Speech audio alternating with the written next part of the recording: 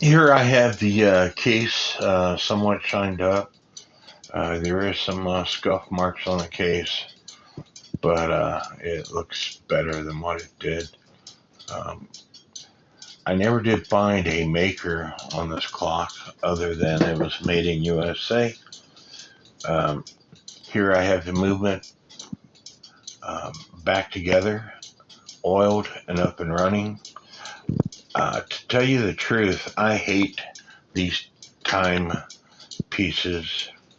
The hairspring is such a pain in the butt. Um, if you mess it up, you can buy hairsprings from Timesavers for these clocks and stand by. Here's a box of hairsprings, sorted 72 pieces, made in India. You get what you pay for, I guess. But here they are, and trying to get the right size. Um, the other clock that I was working on, the horseshoe clock, the clock was rusted, the hairspring was rusted, and it kept breaking on me. So I tried putting one of these on. There's different size holes. None of them fit the arbor tightly. I tried squeezing the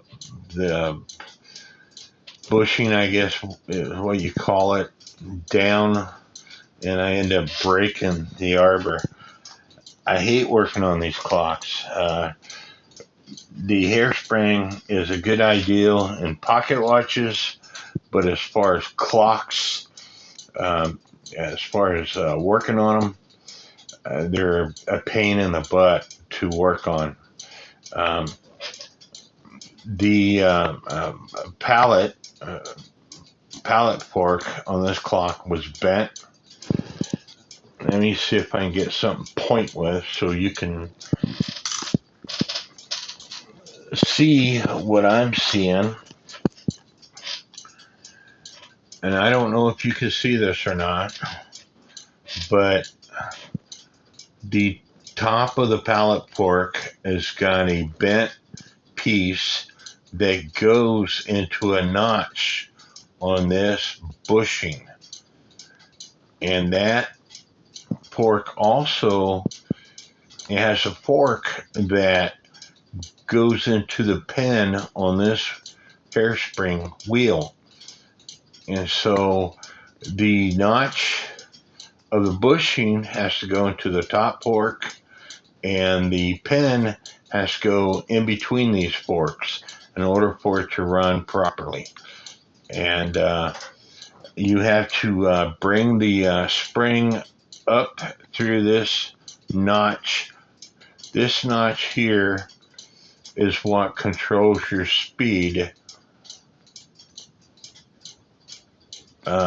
for the clock, and then it has to go through this piece here in which you have a pin that goes into the slot to hold the hairspring down. So you kind of adjust the clock by pulling the hair down. Once you got it somewhat in the right spot, you pull the spring down in that hole and push the pin in to get it adjusted properly. And they are very delicate to work on. And they're especially with somebody who has to wear glasses. Back in my younger days, I used to work on pocket watches without glasses.